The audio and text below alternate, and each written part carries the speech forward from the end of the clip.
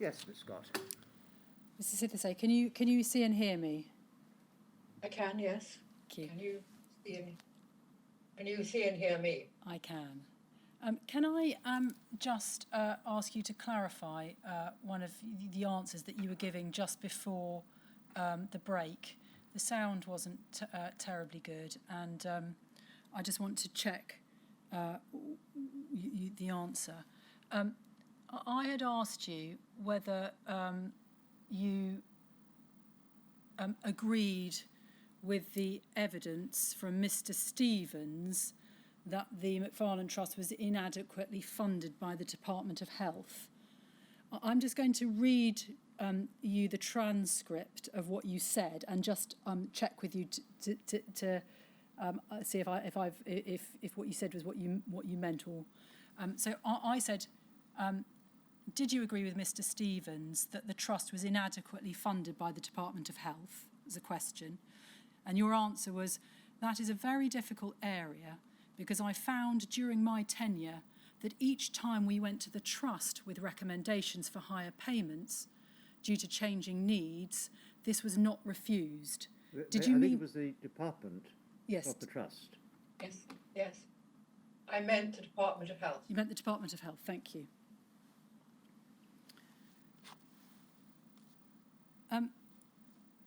We were, before the break, looking at the regular payments scheme set out in the Macfarlane Trust Handbook. And Shimmick, can we just have that document back up, please? It's MACF 40176_009, and it's page 009, and it's page 11 of that. So I'm going to ask you some questions about, we'd spoken about, I'd ask you questions about widows. I'm just going to ask you some questions about orphans.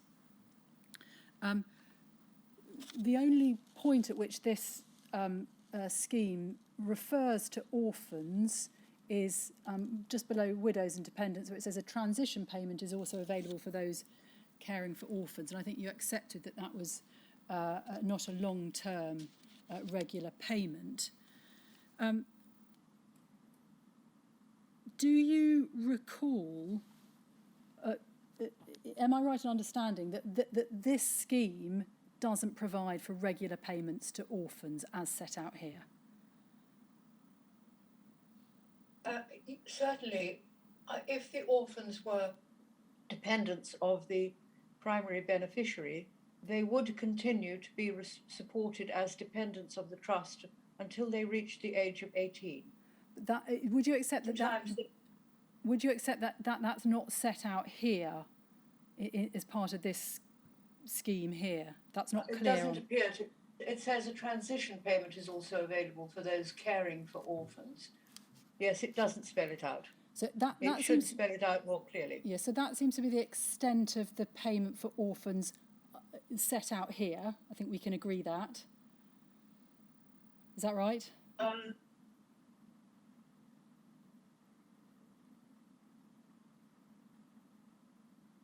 Well, it says guardians or carers of orphans will be paid the same rate as widowed mothers. That would continue for as long as those children were dependents.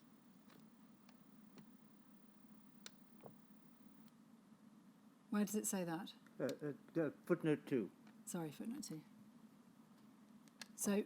So here, under this policy, guardians or orphans will pay the same rate as widowed mothers. Yes. So the ongoing payments for orphans will be equivalent to £100 for the first dependent child and £30 for any subsequent child. That is what it suggests here, and I'm afraid I cannot recall at this distance of time if that is how the payments were calculated at the time.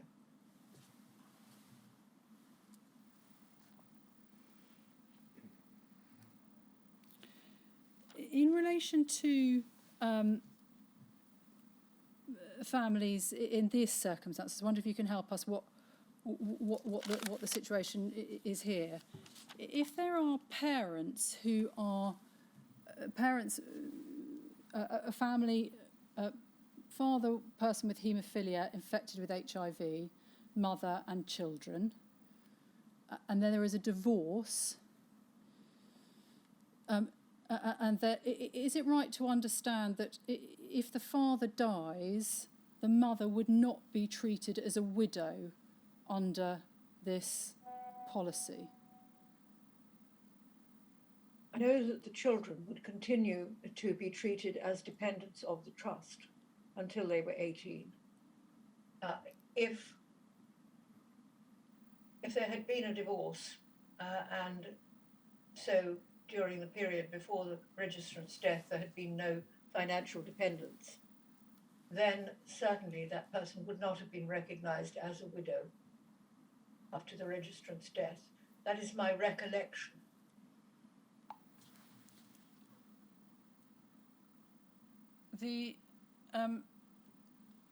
So there would be no, under this scheme at least, there would be no scheme of regular payments for children in circumstances where their parents had divorced before the death of their father. No, that is not what I suggested. The situation was that those children, whether or not the father was alive, if he had been a registrant of the trust, those children would have been dependents of the trust until they were 18 or until they completed their further education. Those payments when they were minors would have been paid to the mother. My question was unclear, so it's my fault entirely. I understand that's what you were suggesting. My question is, that isn't what's set out in this policy. Could we agree that? It's not set out like that. I should stress that this is not a policy. It's a guideline of what the payments were. I think it would be looking at it too rigorously to call it a policy. It was guidance, and if people were not clear what their situation was, then they would come and get in touch and we would try and clear it up, resolve it. Can you recall whether there was a policy that set out the payments that the trust would make to children in such circumstances?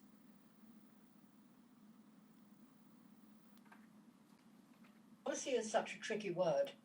There was certainly guidance and there was certainly an assumption that from the inception of the trust that any children born to a registrant would be dependents of the trust until they reached majority, whether or not the father died. So the inquiry hasn't to date found a policy setting that out in terms. The only guidance that the inquiry has found to date, it's not, it is to say that it's at the discretion of the trust. Does that sound? Yes, I think that would stand. There was guidance and there was always discretion, and each case was viewed on its merit, and obviously all these rates are here for guidance, and there would have to be special reasons why they would not adhered to, and you've just pointed out an area where it's certainly unclear. But that doesn't mean that there wouldn't have been an appropriate response at the time. It just means that it's not included in this guidance sheet.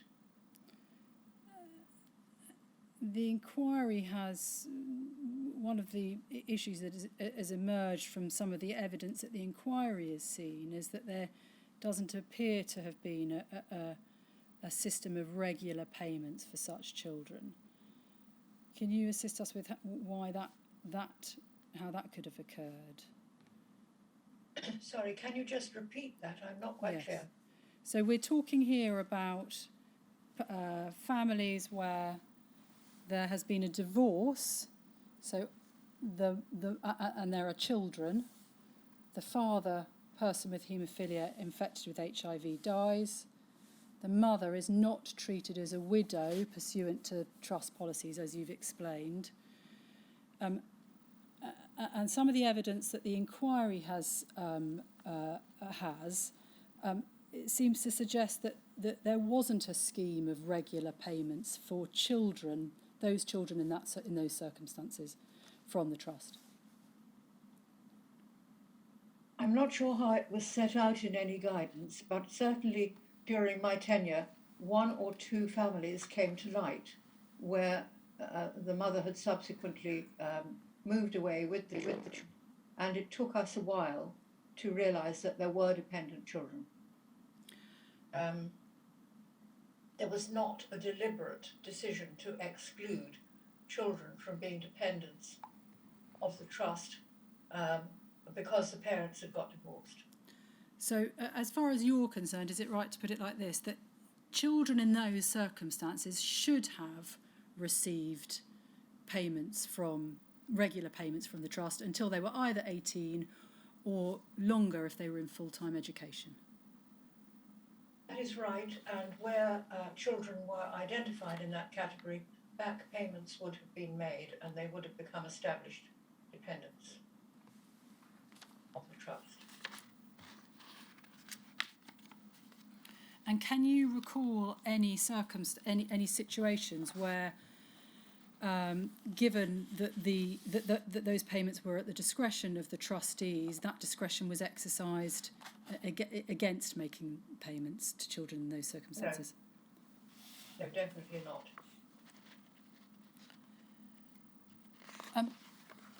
Can we look briefly then at how these rates were set?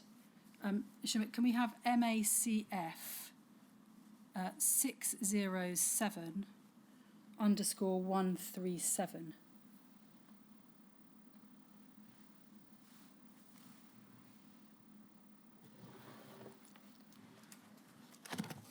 This is a document, Payments Review Group Briefing, dated December 1999. I think you refer to this in your witness statement, and you explain that the Payments Review Group was a group in which Mark Winter and the social workers formed a part. Is that right? Yes, that is. And we can see there that it's a briefing on the cost of living with haemophilia, HIV and combination therapies. And it says at the top there, a group of registrants and staff met together to reassess the cost of living with haemophilia, HIV virus and combination therapies. And it goes on to say the group considered their way of life and ways in which the daily cost of living was increased by living with symptoms of haemophilia, HIV and hepatitis C related illnesses. And it compared expenditure in a range of areas and attempted to determine how this differed and was greater than similar expenditure for an average family. Were you part of that group, do you recall? Do you remember doing any work in relation to this aspect of the group's work? Not personally. I do recall drawing together the staff to see the best way to address this. We probably would have discussed it at a staff meeting. We would have wanted to involve registrants themselves. I cannot, at this stage, recall exactly how the Payments Review Group operated, but we certainly would have included discussion with the registrants. We would have included, as is obvious from the membership, those who were working directly with people with haemophilia in the centres, and through the staff team we would have been talking to both the benefits advisor and the social worker in particular. We might, particularly if there were issues related with housing which needed to be drawn into the discussion, we would have involved Susan Daniels. And it says that third paragraph down, the group used the original 1993 paper produced by the Trust at the time of the last major review of regular payments. Adding to those when new issues were raised, and updating costs related to the areas originally identified. And then the group goes on to set out the major changes as experienced since 1993. First one, majority of those living today are unemployed, whereas in 1993 many of those who were well were still in employment. In most cases where men had been in permanent relationships, partners were also in employment. Today, many relationships have broken down due to the burden of caring and of living with a partner who was HIV positive. Many partners today were unemployed and engaged in caring for their partner and sometimes their children. And then secondly, in 1993, all registrants had received 2 tranches of capital payment for government. They were able to afford to buy household goods, go on holiday and afford some luxuries. Today, well over 70% of trust registrants are largely dependent on state benefits and trust funding. This meant that the majority of people registered with the trust are living at or below the poverty line. This is more than twice the national average. And thirdly, in 1993, there was no successful treatment for AIDS. People either got ill and died or remained asymptomatic and continued their daily life, watching many of their friends die and living with a very short life expectancy and no hope. Today, combination therapies mean that for many, there is a hope of a future, albeit uncertain. Many people will be sick for much of the time, living with chronic illness and periods of fluctuating health, sometimes feeling well enough to consider part-time work and sometimes very seriously ill.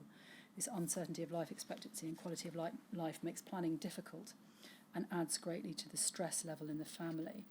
So there's a tension here, isn't there, between, on the one hand, treatment having improved and a life expectancy having improved, but as against that, the financial situation, the employment situation, the situation within families in terms of relationships seems to have got significantly worse since 1993. Is that the background in which the Trust was working during the time that you were there? Yes, definitely. And I think it is important to stress that whole area of fluctuating ill health. Because certainly for much of the time, when people were not suffering from the effects of the combination therapies, they could enjoy a short period of quite a good quality of life. It was the uncertainty added to the effects of these many therapies that added to the stress of the family, the situation that the family found themselves in. As against that background, the group consider the areas and identify the extra costs that would be attributed to living with HIV.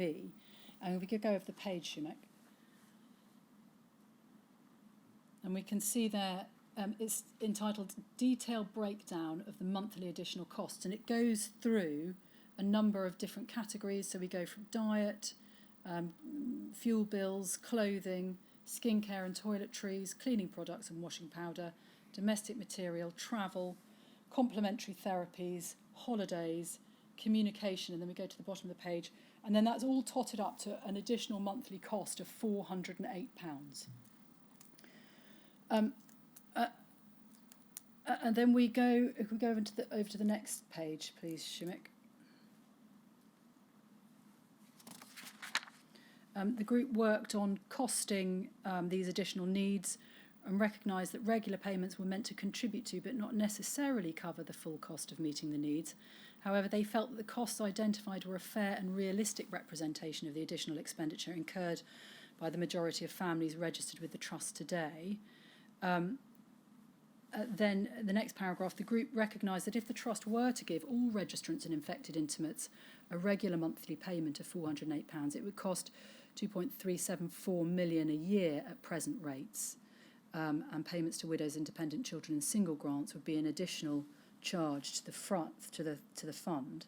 And then if we go down a few paragraphs below, 2 paragraphs below little 2, the group recommended that the basic rate be removed and everyone paid a minimum standard rate, which recognised the cost of living with HIV, whether or not they or their partner were able to work some of the time.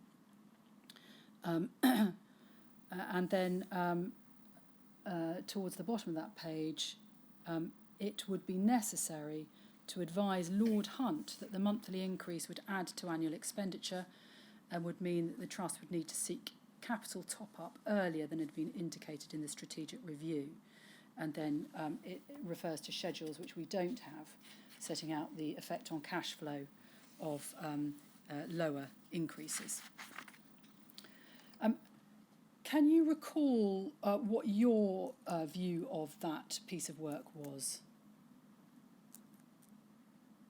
My view was that it was very important, that it indicated that our levels of regular payments were quite substantially below what was needed to fulfil the original aim of the trust deed, but also recognising that there were limits in the amount we could expect the department to increase payments without too much argument. I mean, the department tended to support our proposals for an increase in grants, but it was always tricky to gauge how much we could realistically ask for without questions being asked that we need to go higher within government. I mean, clearly Lord Hunt, as the Minister of State at the time, needed to know this, but also he needed to know that our way to address this would be through a capital top-up earlier than we'd suggested before, and that we would be asking for that imminently. Is this figure, costed as it is by a group of registrants and involving Dr. Mark Winter, who's not only a haemophilia centre director but also an HIV physician, Yes. Would that not be precisely the sort of evidence-based funding bid one should be making to the Department of Health in order to meet the objectives of the Trust? Well, we would have sought after that meeting a capital top-up. I cannot recall what that capital top-up that we asked for at that time was, but I do know that it would have been certainly influenced by what had been revealed in the payment review group work. We can look next at the trustee meeting at which this piece of work was considered, and it's Schumacher, it's MACF 5013_030. It's a minute of a trustee meeting that took place on the 1st of February 2000, so a month or so after the briefing note. Schumacher, if we go to page 6, we'll see the discussion that takes place there. It begins at the bottom of the page, and it starts by saying that there'd already been an increase of 11% agreed in terms of regular payments. Is it right that increase was based effectively on inflation because there hadn't been an increase for some substantial time, and so an 11% uplift was agreed on the regular payments? Does that accord with your recollection? Yes, it does. Yes. And then the review group had recommended that further research be done to identify the additional costs of living with HIV. A small group, including staff, trustees and registrants, had worked on this issue, referring to the model used in determining regular payments in 90 and 93. The group had identified new areas of need that related to long-term survival and the effects of combination therapies. The group had identified revised costs of living with HIV and had made recommendations to the payments review group based on substantial increases to regular payments and reductions and restrictions to one-off single grants. In order to confirm that a move to higher monthly payments and more restricted single grants, would be preferred, would be the preferred choice of the majority of surviving registrants, a brief questionnaire has been circulated with the Christmas newsletter. Responses received had demonstrating overwhelming support for such a change of policy. And it then goes on to discuss the forecast of capital requirements presented to the trustee on increasing monthly payments by 75, 100 and 125. Can you recall why there wasn't even a suggestion made to the trustees that actually what they should be doing is increasing the rates up to the £405 that have been identified in the report? So you're asking why I didn't suggest that the full amount should have been acknowledged? Well, I don't know whether it was you or how it came about, but it doesn't appear that the full rate is being even discussed here. Do you know why that is? I don't think it was. Obviously, trustees have been involved in that payments review group.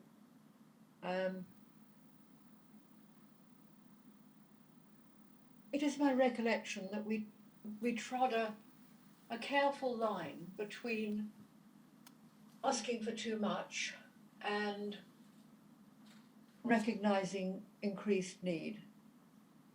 Again, with hindsight, it would have been good to have said, therefore we need the extra 2 million plus to be added to the amount. Presumably that was an annual cost that we're currently expecting from the department.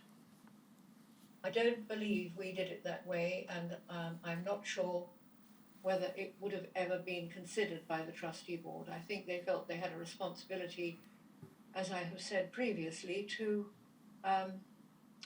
make their demands relate to what they felt the department could and should accept, rather than asking for too much and creating a lot of debate. Do you think that is why perhaps your impression or your recollection of the department's response to the Macfarlane Trust was that they got what they asked for because they only asked for what they thought they were going to get? I think you could probably say it like that, yes. I think we were very careful not to appear too greedy. Now, perhaps in making that decision, we should have erred on the side of registrant need more strongly than possibly we did. I don't need to take you to the documentation we've got in relation to the meeting with Lord Hunt. Mr. Stevens was taken to that during his evidence, but it does show that the £100 per month increase was what was put to Lord Hunt rather than the full figure identified by the payment review group.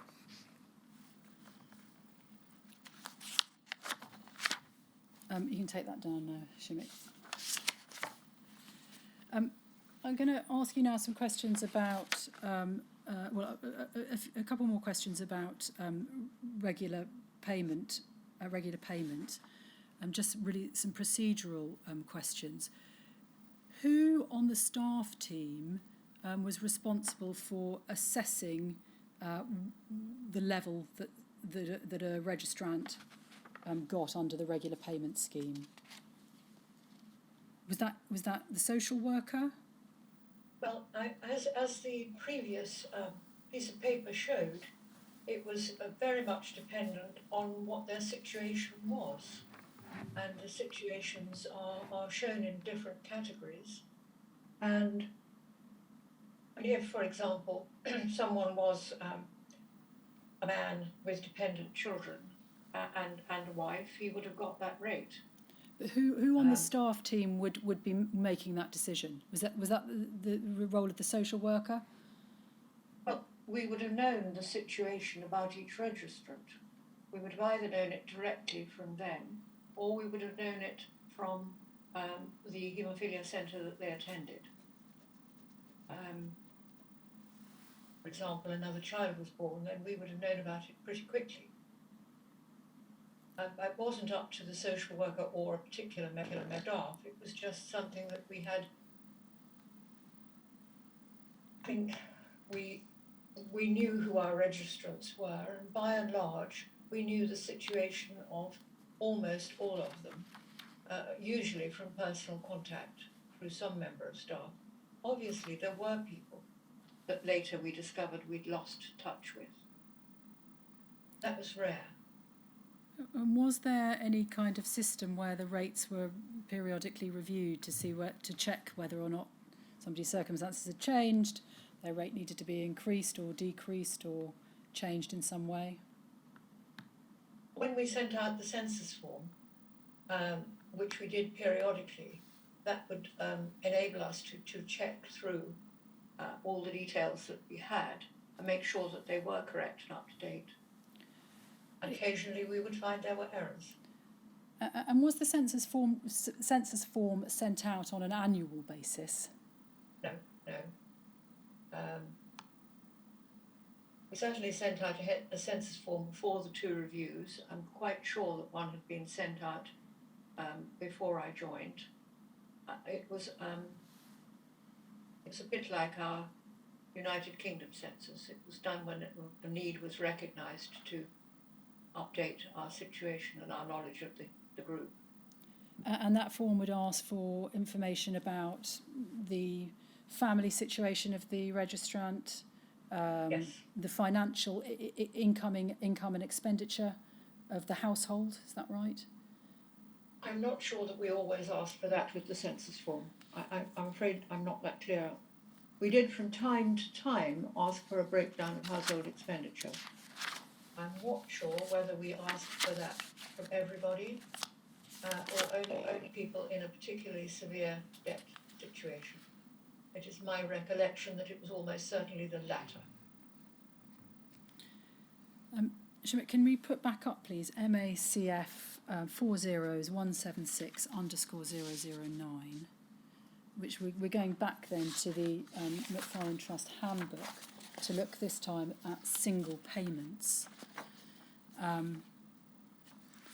Before we do that, can I just pick up a point that you raised in your witness statement and you've alluded to in your oral evidence, and it's this, that you say you had a perception from the trustees that they thought that registrants should be able to manage on their regular pay, and the inference from that being that they rather frowned on applications for single grants. Can you tell us a little about that? It was not a perception from all the trustees. It is something that arose from time to time within the trustee board. Almost always it was not supported by the majority of the board. I think it possibly lay behind the idea that it would be better to increase the level of regular payments and reduce the level of single grants. But it was not in my time a majority view of all the trustees or indeed all the registrants. It should be that balance. Can we go to page 8 then of the handbook?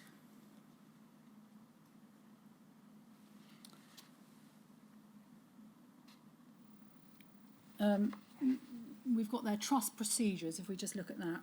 Applications. Yes, can we increase the size of it a Yes. little? That's better. We aim to keep everything as simple as possible. We've enclosed a form, but you don't have to use that. You can write a letter.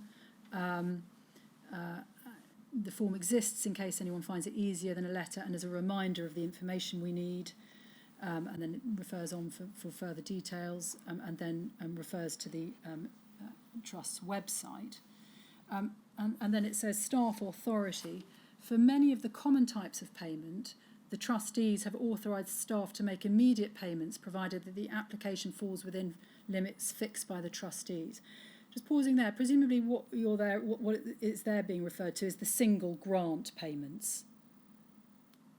That would have been single grant payments, Yeah. and some standard grants were certainly delegated to the staff, almost certainly the social worker. Okay, and it says Possibly that I was involved, but I don't recall it. these limits exist only to enable a large number of requests for help to be dealt with speedily without having to wait for consultation with the trustees. The trustees, of course, retain discretion to go outside the limits if they consider the needs justify it and the trust resources will permit. And the staff can advise on the kind of help the trustees may be able to approve. But they, meaning the staff, do not refuse any requests. Every application which is outside the delegated authority of the staff is referred to the trustees for their decision. So these guidelines, sometimes referred to, certainly in later documentation, as the office guidelines. Was that how they were referred to when you were at the trust? Yes, it was. Yes. So the office guidelines set out maximum amounts that the staff could award. And is it right that if an application came within those guidelines, the staff would simply allow the application? Yes, that is correct. And then we would report it, obviously, to the board when it met next. And if it fell outside the outside the office guidelines, then it would need to be go up the line, as it were, to the trustees for decisions. That's right. Yes. And the trustees were not bound by the guidelines in the office guidelines. They had a discretion to allow any amount that they thought appropriate. Yes. And then it talks about review. We don't need to look at that. Can we then? Sorry. Can I just go back, in fact, to under staff authority? Yes, so I just want to ask you a question at staff authority in that first paragraph. So the trustees, of course, retain discretion at the end of that first paragraph to go outside the limits if they consider the need justifies it and trust resources will permit. So is it right to understand it in this way, that the staff simply say yes or no, it comes within the office guidelines? The trustees, however, are looking at two things. They're looking, first of all, at need, and secondly, at the trust resources. Is that how you understand decisions were made?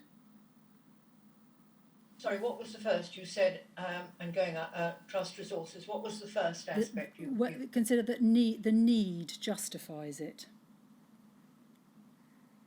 I'm just trying to see that in this paragraph. It's the second line from the bottom of that paragraph. So the third line up, trustees of course retain discretion to go outside the limits. Do you have that? Yes. To go if they consider the need justifies it. That's the first criteria I'm suggesting. And secondly, and trust resources will permit. Yes. So is that how you understand the trustees were making decisions? They were looking at need and resources? Yes.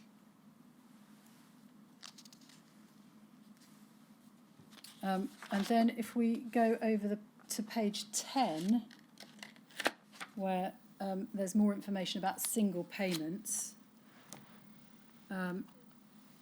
talks about following the payments review and consequent increase in regular payments, single payments are restricted to health-related needs only.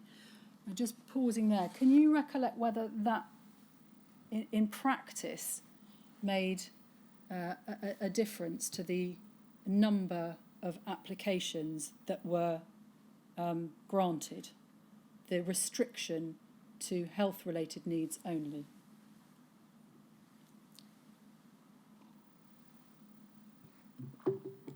I think there were things that you could stretch the medical needs requirement to. They would be probably in the area of attending conferences, receiving support. I mean, for example, the support offered by Susan Daniels was not strictly related to a health need. The benefits advisor assistance also was not strictly related to a health need, unless, of course, you took it back to stress. So whether or not grants that were outside strictly health-related needs could be approved by staff or had to go straight to trustees, I do not recall in detail. It would suggest that debt is something that wouldn't be paid off debt under. Would definitely not be agreed by the staff. No, not. But it would also suggest that it wouldn't be something that would fall under this single payment health-related need scheme. It wasn't a single payment area at all. Would staff and trustees take into account stress when determining whether or not there is a health need? I imagine that if the stress needs were great, then it would be regarded as a health need. And there is probably evidence of haemophilia centre nurses or social workers writing a supporting letter on that situation with a number of cases. And then it goes on to set out the procedural requirements. So applications must be supported by an up-to-date medical report and a supporting letter from the centre or GP. And then it says payments to widows and dependent children do not require medical support unless the widow partner is also disabled.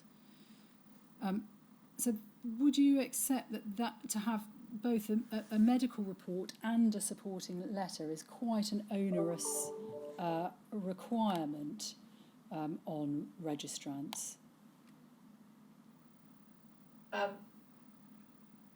My recollection is that towards the end of my tenure with the Trust, I don't recall that medical forms were completed, but certainly supporting information would have been requested, which could have been anything from a letter from a haemophilia centre social worker or nurse, or even from a GP.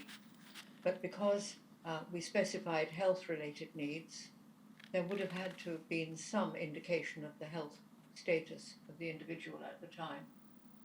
I cannot recall at this distance of time whether the forms that we used at the outset in the Trust continue to be used in that same format throughout. I think we'll come on in a few pages later to another reference to that, which suggests perhaps that the Macfarlane Trust might have sought at least some of those medical reports themselves. But it continues, all single payments are made within the trustee's discretion, no rigid set of rules and regulations laying down the goods and services for which payments can be made. Equally, although the trustees aim to be as consistent as possible, no one payment creates a binding precedent when considering similar requests. And then a few paragraphs down, starting in most cases, the guidelines have been set to limits which allow staff to deal with over 80% of the requests received without further consultation with trustees. And these requests can usually be cleared in under a week. Is that accurate as far as you can recall by 2003? Yes, I would say that was the case, yes. And then turning over to page 13, please, Shimik.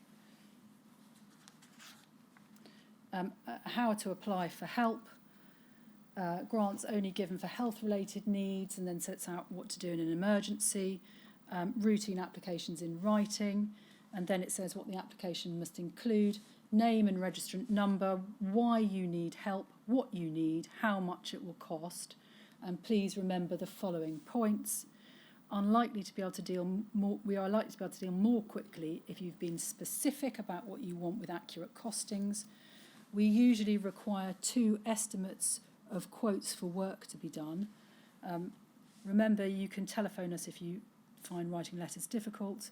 Emphasise that if any need can be met from public sources, sets out examples, these sources must usually be tried first. If the official response is inadequate or involves unacceptable delay, the Trust may then help.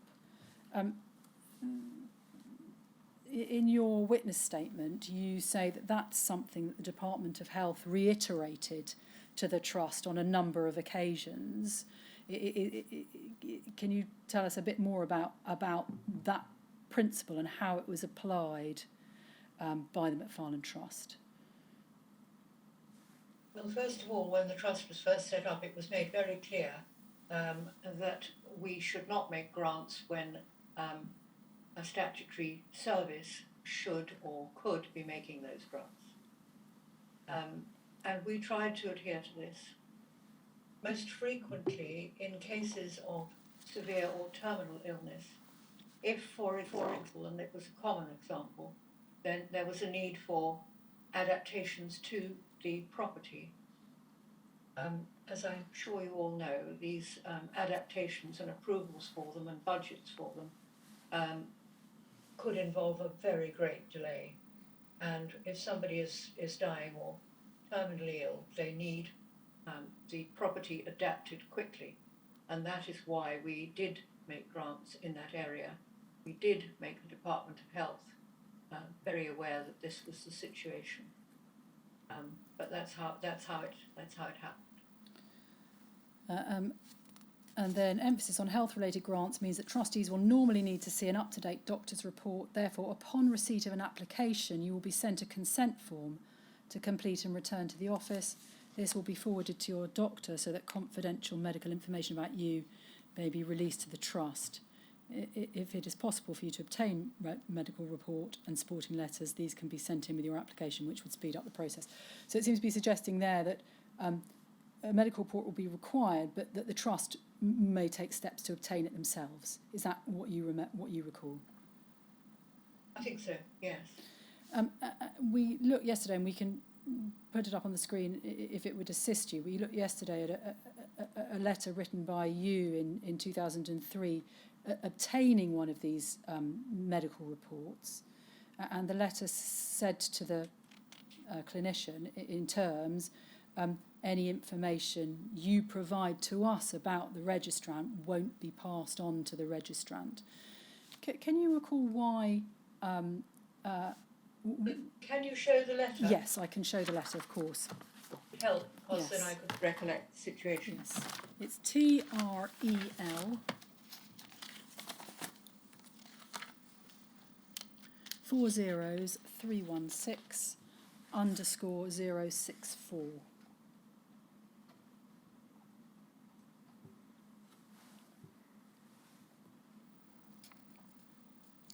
So if you go down, so it's Dear Dr. Mensah, your patient's made a request for financial assistance. Present policy, invariably health related. We need up-to-date health information. The form has been designed to complete in less than 5 minutes. All information on the completed report will be treated in complete confidence and will not be shared with the patient concerned.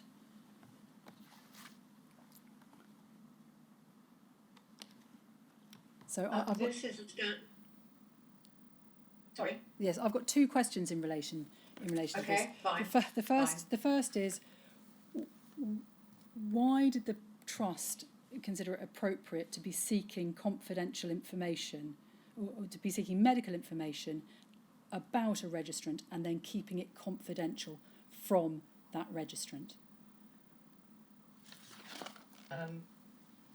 I can only explain that this is a letter that was designed and sent out regularly at the beginning of my tenure. I'm not sure whether in later letters we would have said that the registrant should not have been informed. In fact, I think we would have, of course, always asked for the permission of the registrant to approach anyone for health-related advice. But we are looking back to a form that was probably created just after the formation of the trust early in 1988-89.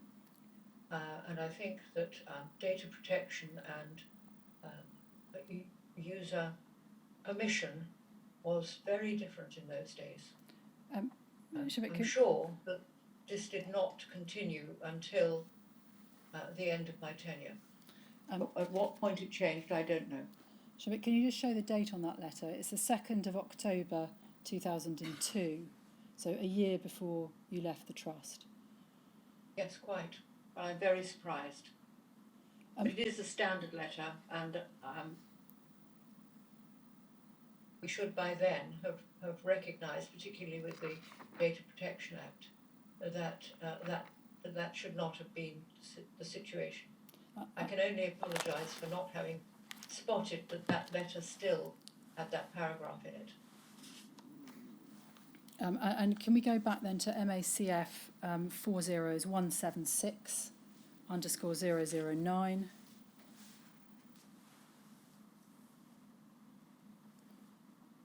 And this page 13. And so there we're going at the top of that paragraph, the right-hand column. This will be forwarded to your doctor so that confidential medical information about you may be released to the trust. So you are there seeking consent for confidential medical information to be released to the trust, but what you're not doing, would you accept, is explaining to the applicant, to the registrant, that information won't then be shared with them. Yes, I do accept that.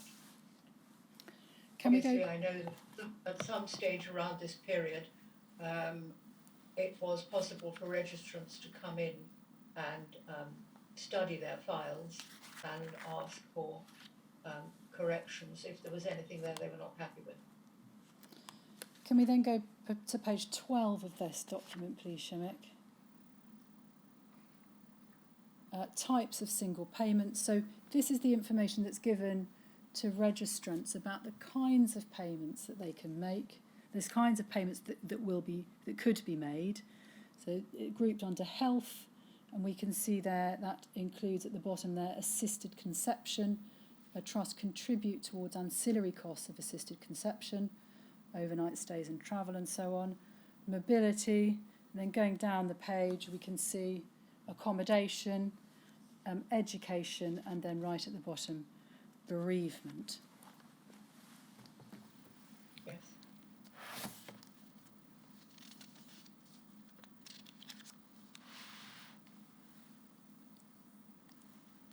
Do you have a question about it? Yes, so I'm just coming to it.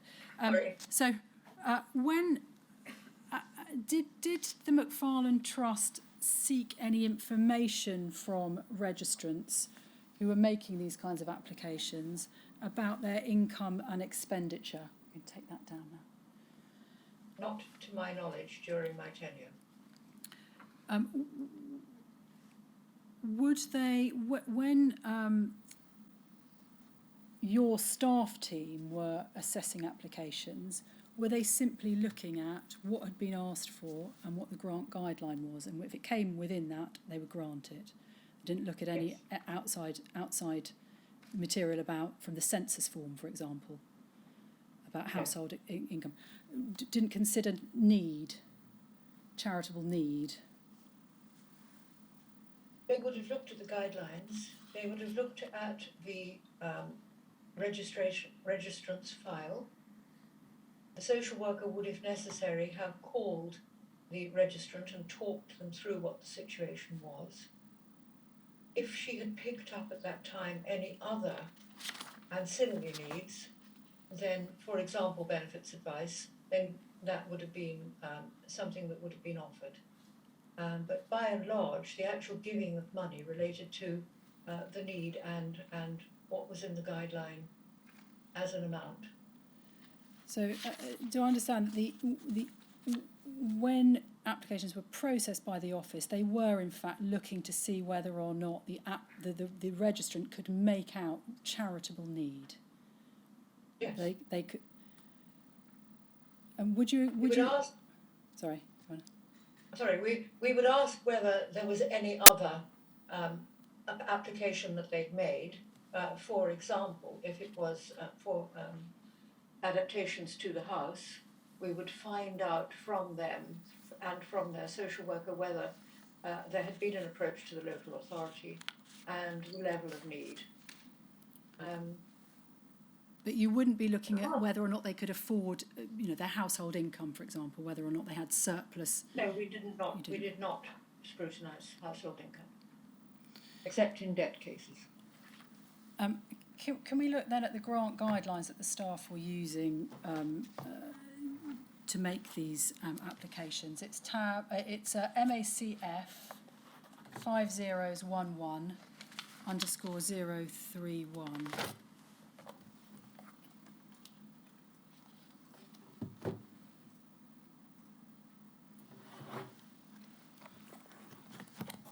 So this is the grant guidelines from October 2001, if we go over to page 2 of that, you can see central heating installation or repair, and it sets out the maximum that the staff can grant for a house or a flat for installation or boiler replacement, for example. And then if we go over to page 6, page 6, for example, if we look at special chairs or beds,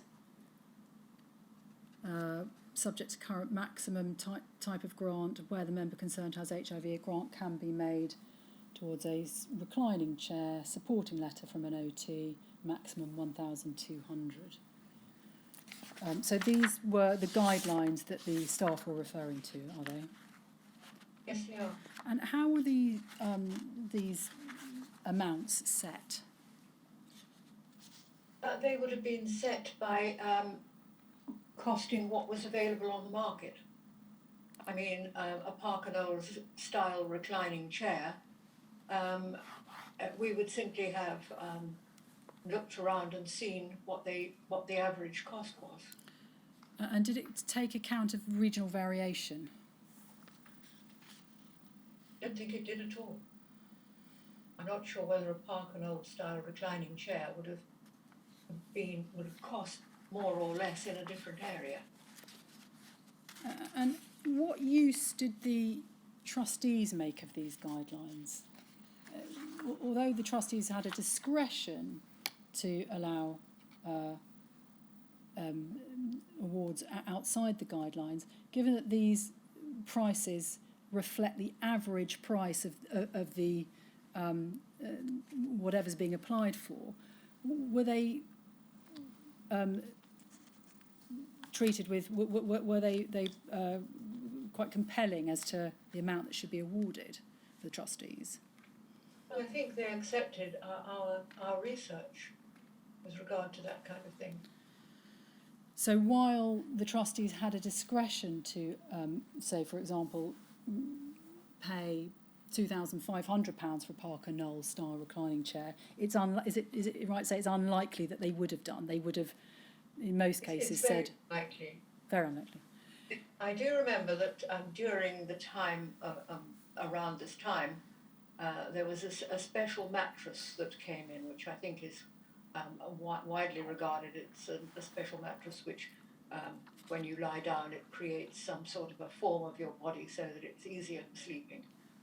That was a new area, one which had to be costed, and one which there had to be an OT recommendation for. That's just an example that comes to mind of something that happened during the latter years of my tenure. Why weren't these guidelines with the prices on them, the average prices on them, provided to registrants?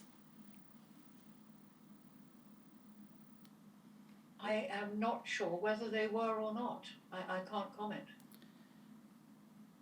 We've heard from the inquiry's heard evidence from registrants and also from Peter Stevens that they weren't, during your tenure in any event, they weren't disclosed to registrants. Does that sound right to you? I simply can't recall, I'm afraid. They knew about the guidelines. They knew about the staff guidelines for payments. Every time an application came in from a registrant, it would either fall under the office payment guidelines, or it would go straight to the trustee board. and we would let them know what was happening to their application. Would you agree that... Aware that some people felt that we were not swift enough in responding. As I think it refers to earlier, most simple grants made straight from the office were paid within the week. Would you agree that it would have been helpful to disclose these average payments to registrants so that they could pitch their application in a realistic ballpark, rather than spending time obtaining medical reports, GP letters, receipts, quotes, only to be aiming for something that was never going to be granted? Well, I cannot recall that being the situation at all. I'm quite certain that if somebody asked for a special chair or bed, they or their occupational therapist or social worker would be told the limit that the office could grant. So these were not secret. Your recollection is that these figures were not secret; that they were common knowledge. They were disclosed. I would have certainly thought, from recollection, that social workers or OTs in haemophilia centres would know about this. I'm not sure if registrants would know through hearsay, but they were certainly not secret, and they were given as a guidance. Obviously, if the maximum that the office could agree had been exceeded in the recommendation from the OT, then it would have gone to the trustee board.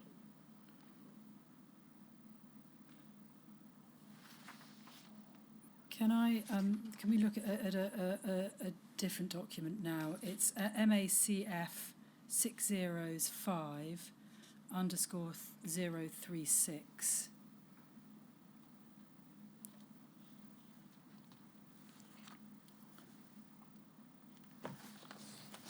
So these are papers, it looks like case summaries and papers that are provided for an allocation committee.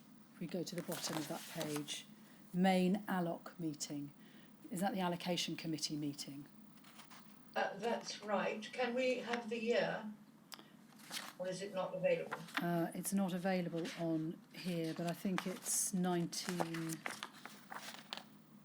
Looks like 90. If we go over to page 1, do we see it on benefit overpayment, 15th September 98? Yes. Is that's the date? That would be the date of the meeting, would it? That would be the date of the meeting, and that was fairly on in my tenure, within the first year. Yes. So if we go over to page 4 of the document, please, if we just look at this case. So it's page 5.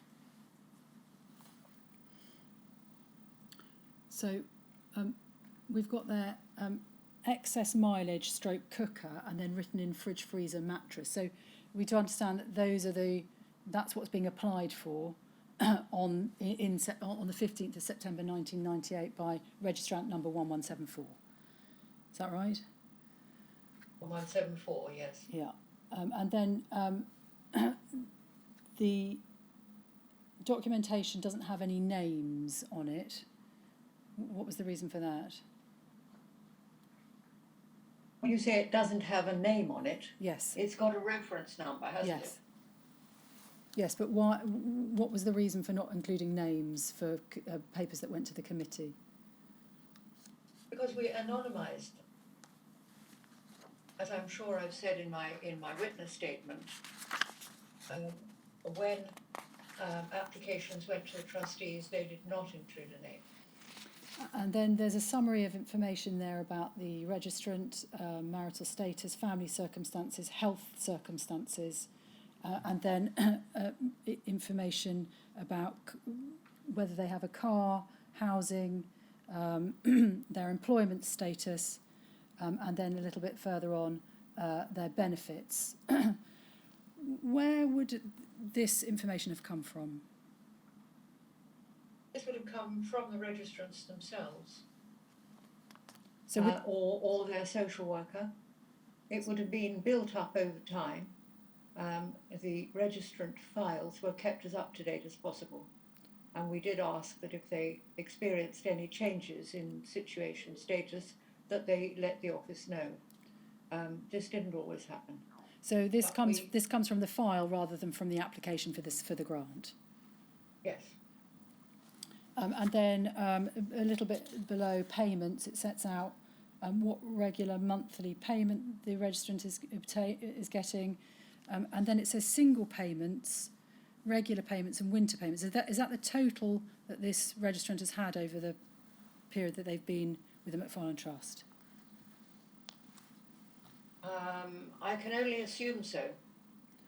And what's the relevance of including this in the information going to the trustees?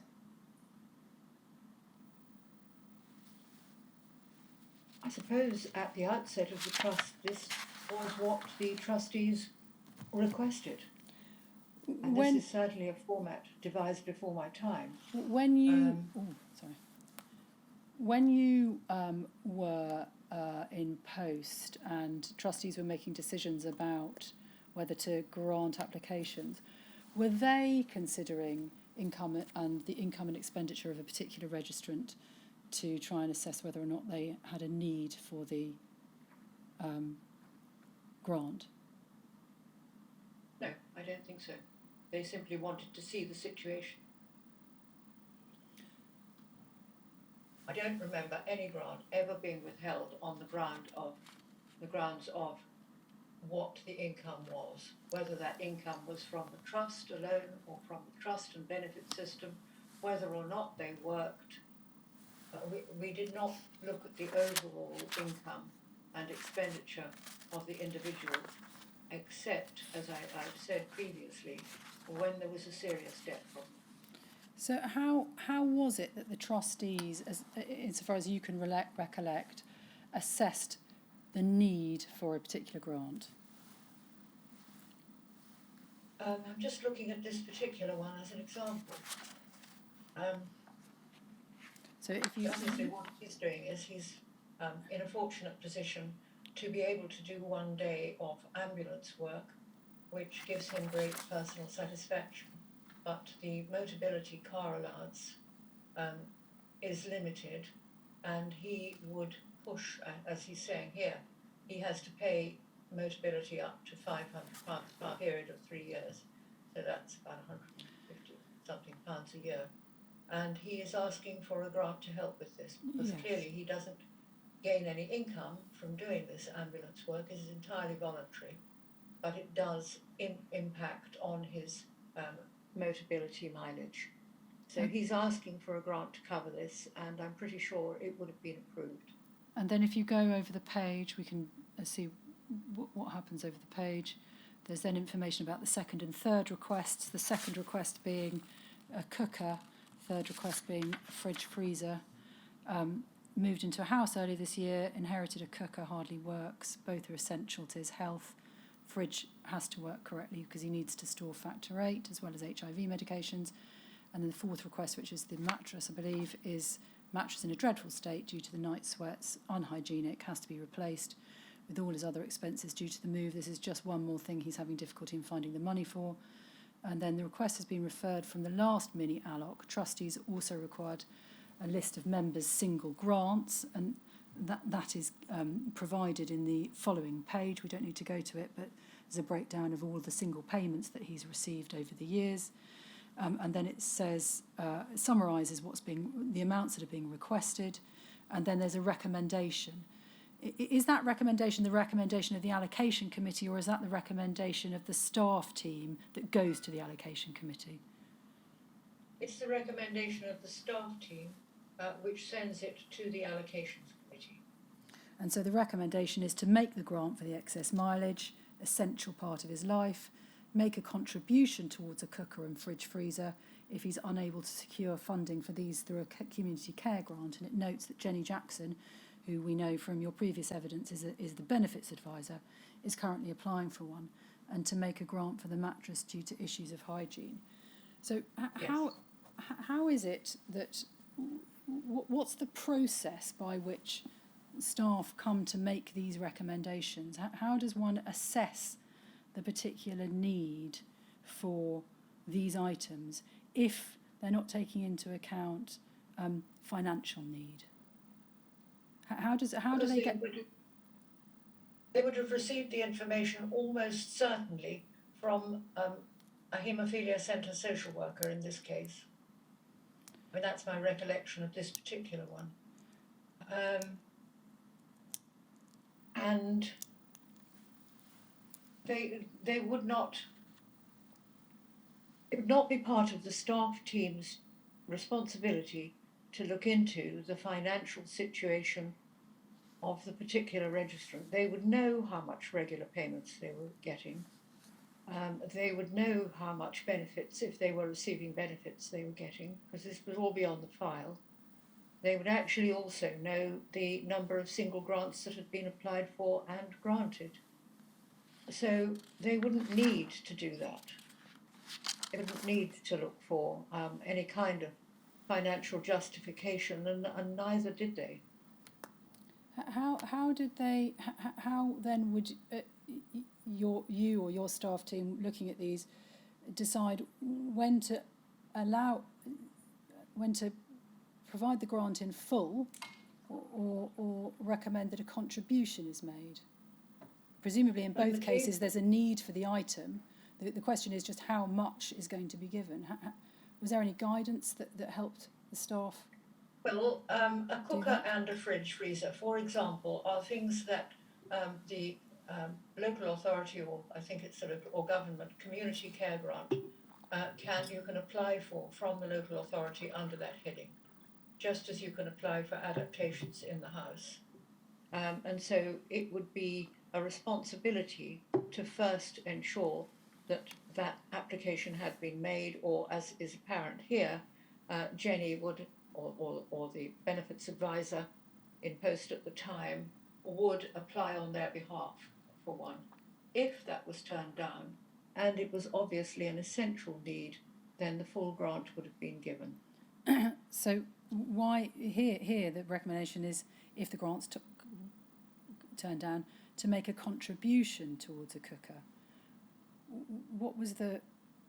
How did staff determine who would get a contribution and who would get the full grant when the item... I cannot remember the details of this case, but I'm quite certain that if the need had been to pay the full amount for the cooker and the fridge freezer, if he was unable to apply for or get any community care grant, then we would have paid for the whole lot. But I don't recall the outcome. Was there any guidance that you can recall that set out how trustees or staff were to assess need on these kinds of applications? I think, as I was hoping to make clear, these grant applications, this certainly being an example, will come through the haemophilia centre social worker, or possibly on occasions the haemophilia centre nurse. It would not have come directly from the registrant, or very, very rarely. If the person was looking for a holiday grant, for example, even that we would have expected there to be an accompanying recommendation from a centre social worker or a local authority social worker working with the family. In other words, we didn't assess the need in the staff group. It would have been a need which had been identified by an external social worker, and there were many occasions when, as a result of that request, not in this case, Jenny or Fran or social worker and benefits advisor, and on rare occasions also Susan Daniels, the financial advisor, would have visited a registrant and talked to them about the situation. Now this would not have been necessary in this case, because apart from applying for the community care grant, this was an obvious need. So, do I understand your evidence to be this, that if an application was supported by a social worker or a nurse or indeed the local authority, that would be sufficient to establish need for the trust, and that those applications should have been granted? If there was any reason to require more information, then the trust staff would become directly involved. Do I also... sorry. In this situation, it would become immediately apparent that the cooker and fridge freezer could be paid for through a community care grant, and possibly the centre from which this request comes either didn't have or didn't recognise the need to approach the local authority for such a grant. Do I also understand your evidence to be that there wasn't any guidance to help trustees or staff to assess need? Because in fact, I think what you were saying was that the need would have been established by the supporting clinician or social worker who is supporting the application. That's right. And if more information was needed, if this was immediately apparent, then there would have been contact from one of the office staff and possibly a visit. I think it's quite clear here that with the application must have been the obvious need to ensure that the local authority had not been approached for these things before a grant was given. When applicants were successful, did the Macfarlane Trust provide vouchers instead of cash or cheques to registrants to purchase items? No, I never remember such a thing being done. I've just got one more question before we break for lunch, and it's this: you say in your witness statement that later trustees thought that the Macfarlane Trust was too generous during your tenure, and I just wondered how you heard that and what you understood that to mean.